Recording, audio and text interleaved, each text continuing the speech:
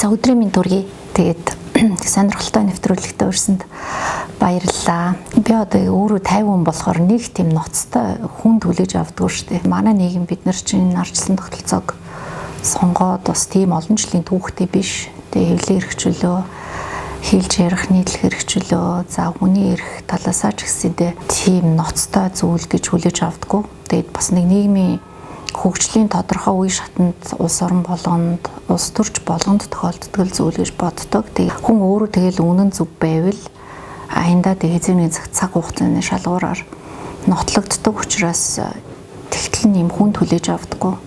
Айх юмтай хүнд бол хэцүү бах. Миний хувьд бол харьцангуй гайгүй 50 хүлээж авдаг.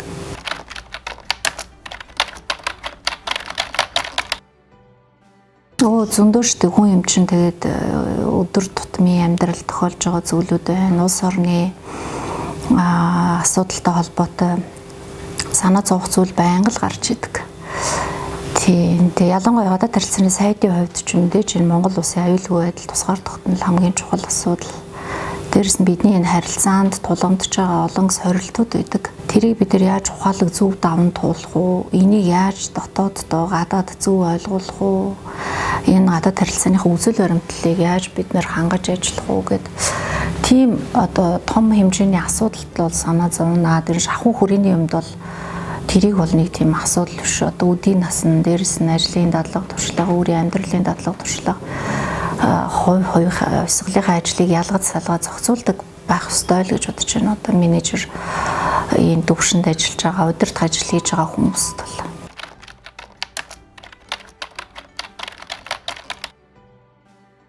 их олон орны хүмүүстэй уулзж байгаа шүү дээ. Тэгээ эмэгтэйчүүд үргэлж харьцуулдаг байхгүй юу. Тэгэхээр Монгол эмэгтэйчүүд үнэхээр одоо генээсээ төрөлхийн бас тийм дайчин, дээрээс нь их эерэг, дээрээс нь тийм сэтгэлийн тэнхээтэй ер нь хаттай. Тэгээ амархан гэж нөгөө өөрийгөө чөлөөлж чаддаг. Тасан зохицох чадвар сайтай ч юм уу ер нь тэгэл одоо нүүдэлчдийн соёл биш дээ. Эмэгтэйчүүд нь их манлайлах үүрэгтэй, гэр бүлдээ шийдвэр гаргадаг нь эмэгтэй хүмүүсийг нэлээд тийм хүчрэхэг ойлгож чаддсан болов. Одоо хүнтэй суулаа гэхэд ачаалал тэнцвүүлийн анханасаа хоёулаа хамаг юм хуваагаад хийгдэггүй ихэнх эмэгтэй Монгол эмэгтэйчүүд би хийх ёстой, би хүүхдээ өсгөх ёстой, би давхар ажиллах ёстой, орлого олох ёстой, би энэ амьдралыг зохицуулах ёстой, би лаваад явах ёстой гэдэг сэтгэл нь давмбай байдаг учраас хүнээс шаардаж, хүнийг сургаж одоо үүдээ ижил тэнцүү гэр бүлээ авч явах ч юм уу өөрхийн эрхийн төлөө тэмцэх дээрээ бол тийм сул юм болов уу гэж бодогддог.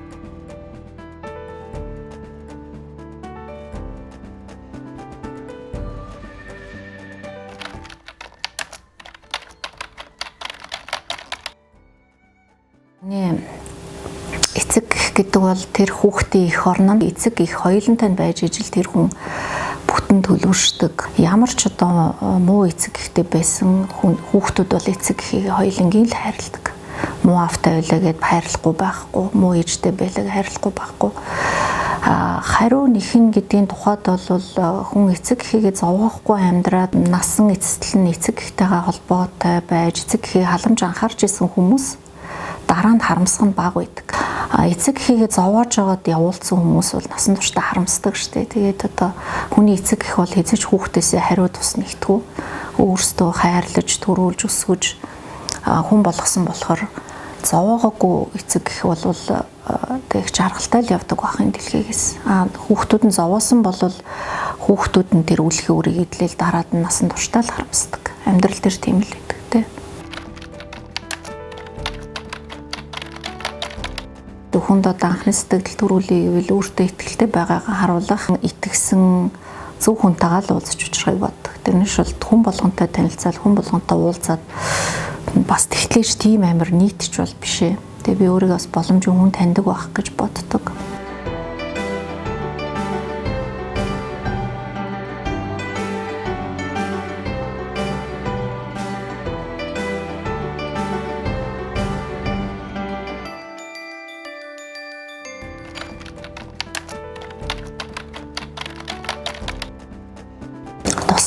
Одоо нөгөө явж байгаа машинуудыг зогсоох гэж оролдох бах. Тэр амьтныг аваад нэг зам дээр гаргаад ч юм уу те замаас гаргаад тавьчих. Амьд амьтын юм чинь бас хайр инрэл тусламж хүсэж байгаа гэдэг утгаар нь заавал туслахыг хичээнэ.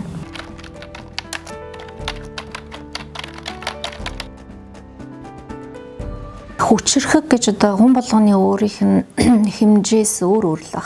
За миний хувьд бол нэг хүчрхэг гэж өөрийгөө боддог. Ямар ч үсэн тийм сул дорой хүн бол биш. Бусдыг хүлээн зөвшөөрч тийм ээ. Тэр эмэгтэй хүмүүсийн нийтлэг гаргадаг алдаануудыг гаргахгүй юмсан гэж өөртөө ажилдаг. За эмэгтэй хүнд одоо гэр бүлийн суур хүмүүжил их чухал.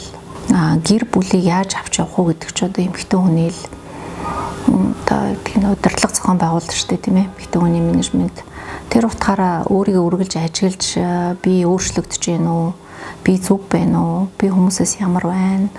Ямар алдаа гаргаж гин гэж өөрийгөө бол үргэлж боддог учраас нэг тийм олон жилийн туршид нэг хэвэндээ байж байгааг илүүд үздэг одоо авир зан аашны хувьд.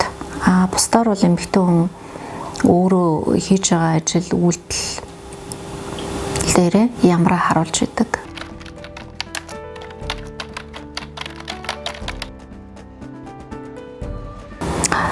Би түрүү нөгөө залуу арчсан ус гэсэн тийм ээ. Бидний энэ амьдрал алдааг хөгжсөн арчсан усуд бүгд туулсан байгаа. Тэрийн тогтолцооны алдаа байсан, бидний ажил амьдралын туршлагагүй, улс төрийн тогтворгүй байдал энэ их алдаанууд ингээд торимтлагдаад бөөнрөөд биш тий. Дээрэс нь маш олон засгийн газар солигдож улс төрөөр их тоосны одоо харгаад их олон буруу шийдвэрүүд гараад маш их мөнгө үрээд ийм байдалд орсон. Тэгээд хамгийн том ололт бол өнгөрсөн 4 жил засгийн газар энэ алдаануудыг сайн олж харж засах аргуудаа тодорхойлсон нь өөрөө маш том давуу тал. Тэр энэ чигтээ бол байхгүй энэ өөрчлөгдөн. Гэхдээ энийг бид нэр цааш шалтгааныг нь эхлээд олох хэрэгтэй гэдэг штеп. Шалтгааныг нь олоод ингээд засаад явах хэрэгтэй. Тэрнээс бол одоо сонгуулийн хооронд нэг амлалтанд дээр дөрөөлж буруу шийдвэр гаргадаг энэ байдал цаашдаа бол засрах ёстой гэж үздэг хувийнхээ хувьд. Тийм учраас энийг одоо өнөөдөр нэг хүмүүс таалагдах гээд ямар нэгэн тийм pop гэх юм уу нэг өнгөцгөн шийдвэр гаргах биш. Энийг болохгүй байгаа шалтгаан нь яагаад юм болсон? Одоо яавал зүгээр ингэдэг арга замаа нэгэн тодорхойлсон юм чи энийг ард түмэд их сайн зөв ойлгуулж тайлбарлаж чадах юм бол ямар ч хүн ойлгоно. Харин засахт нь туслах байх гэж бодож байгаа. Тэгээ би удахгүй засарна. Бүх юм тэгээд байх ёстой байранд очноо. Тэгээд тэр зам бол одоо нэгтцэн л гэж үзэж